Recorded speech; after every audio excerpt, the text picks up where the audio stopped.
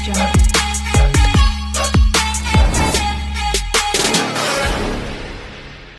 నెల మార్చి నెల ఎప్పటి నుంచి పెన్షన్ ఇస్తారని చాలా మంది కూడా చాలా రోజుల నుంచి అయితే ఎదురు చూస్తున్నారు. అయితే ఈ నెలకి సంబంధించి పెన్షన్ అనేది రిలీజ్ కావడం అయితే జరిగింది.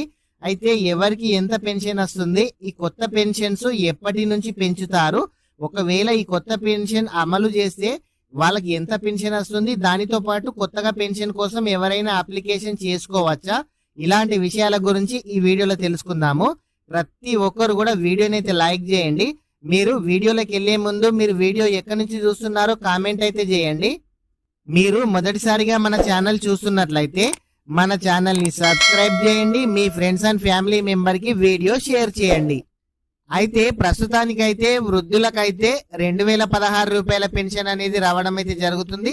అదే విధంగా వితంతువులకు 2016 రూపాయలు, దివ్యాంగులకు 4016 రూపాయలు, చేనేత కార్మికులకు 2016 రూపాయలు, గీత కార్మికులకు 2016 రూపాయలు, ఎయిడ్స్ వ్యాధిగ్రస్తులకైతే 2016 రూపాయలు, పైలేరియా బాధితులకు 2016 రూపాయలు, ఒంటరి మహిళలకు 2016 రూపాయలు, బీడీ కార్మికులకు కూడా 2016 రూపాయలు.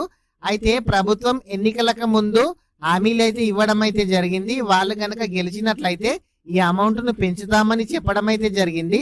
అయితే వృద్ధులకు 2016 రూపాయలు ఇస్తున్నారు కాబట్టి 4016 రూపాయలు, వితంతువులకు 4016 రూపాయలు, దివ్యాంగులకు 6016 రూపాయలు, చేనేత కార్మికులకు 4016 రూపాయలు, గీత కార్మికులకు 4016 రూపాయలు, ఎయిడ్స్ వ్యాధిగ్రస్తులకు 4016 రూపాయలు, ఈ పైలేరియా బాధితులకు 4016 రూపాయలు, ఒంటరి మహిళలకు కూడా 4016 రూపాయలు, ఈ బీడీ కార్మికులకు కూడా 4016 రూపాయలు ఇస్తామని చెప్పడం అయితే జరిగింది.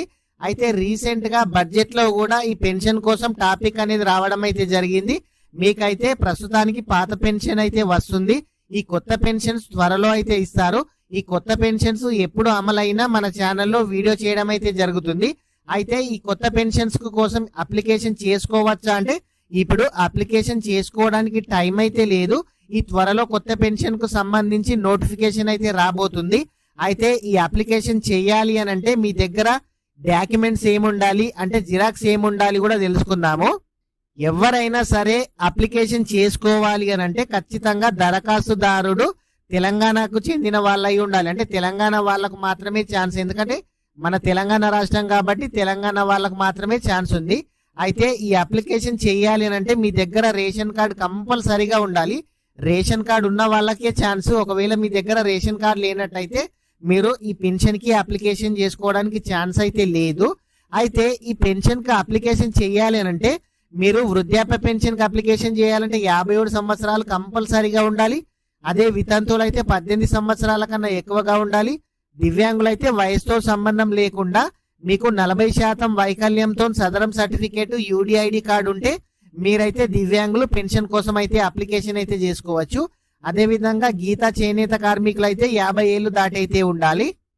ఈ అప్లికేషన్ చేయాలి అంటే మీ దగ్గర ఆధార్ కార్డు ఉండాలి, రేషన్ కార్డు ఉండాలి, వయసు ధృవీకరణ పత్రం అంటే 10th మేము ఆధార్ కార్డు ఉన్న సరిపోతుంది, బ్యాంక్ అకౌంట్ ఉండాలి. ఒకవేళ దివ్యాంగులైతే మీ దగ్గర సదరం సర్టిఫికేట్ ఉండాలి, వితంతువులైతే మీ దగ్గర భర్త చనిపోయిన డెత్ సర్టిఫికేట్, మరణ ధృవపత్రం అయితే ఉండాలి. ఈ డాక్యుమెంట్స్ అన్ని మీరు త్వరలో అయితే రెడీగా పెట్టుకోండి. ఈ నోటిఫికేషన్ రాగానే కూడా మన ఛానల్లో వీడియో చేయడం అయితే జరుగుతుంది. అదే విధంగా నెక్స్ట్ ఏప్రిల్ కి సంబంధించి ఎప్పుడు పెన్షన్ ఇస్తారో కూడా మన ఛానల్లో వీడియో చేయడం అయితే జరుగుతుంది. ప్రతి ఒక్కరు కూడా వీడియోని అయితే లైక్ చేయండి. మీరు ఇలాంటి ఇన్ఫర్మేషన్ సమాచారం మిస్ అవ్వద్దు అనుకుంటే మన ఛానల్ ని సబ్స్క్రైబ్ చేయండి. మీ ఫ్రెండ్స్ అండ్ ఫ్యామిలీ మెంబర్ కి వీడియో షేర్ చేయండి. Thank you friends.